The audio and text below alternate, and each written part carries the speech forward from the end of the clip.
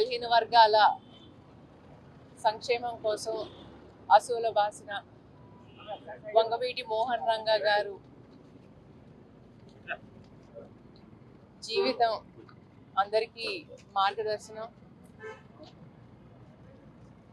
పేదవాడి కోసం తన ఆఖరి శ్వాస వరకు పరితపించేవారు.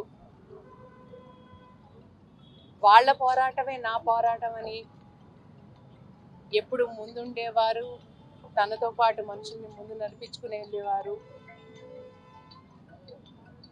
ఆ మహనీయుడు చనిపోయి 37 ఏళ్ళైనా ఇవాళకి రాష్ట్ర వ్యాప్తంగా ఘనంగా ఆయన కార్యక్రమాలు చేసుకుంటున్నారంటే ఆయన అభిమానుల గుండెల్లో ఎంత చిరస్థాయిగా నిలిచిపోయారనేది మనం అర్థం చేసుకోవచ్చు.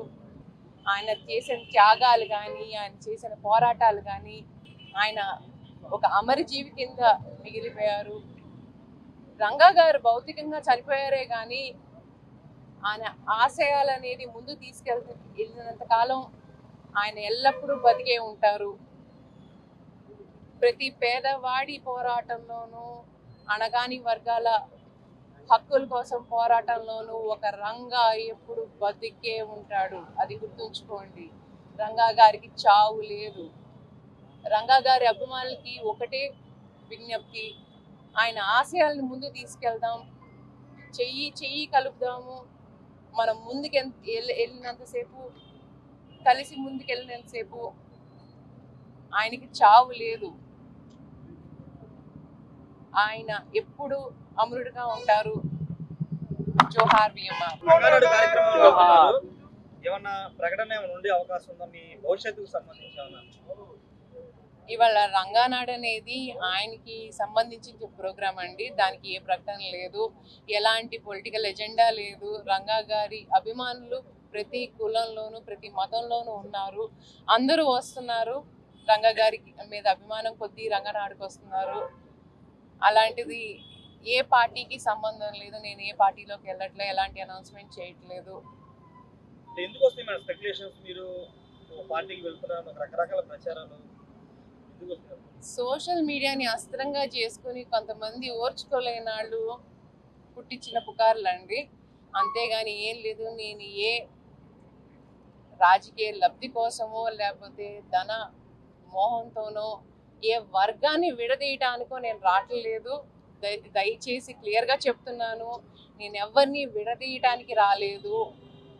చెయ్యి కలపడానికి వచ్చాను. రంగా గారి ఆశయము ముందు తీసుకెళ్ళటానికి, రంగా గారి వెన్ను రాధారంగా మిత్రమండలి దాన్ని నిలబెట్టడానికి వచ్చాను. అంతేగాని నేను ఎలాంటి వర్గ పోరాటాల కోసం రాలేదు. మీరు మీ సోదరుడు రాధా గారు విడివిడిగా ఈ రోజు నివాళులు అర్పించడానికి కారణం ఏంటి?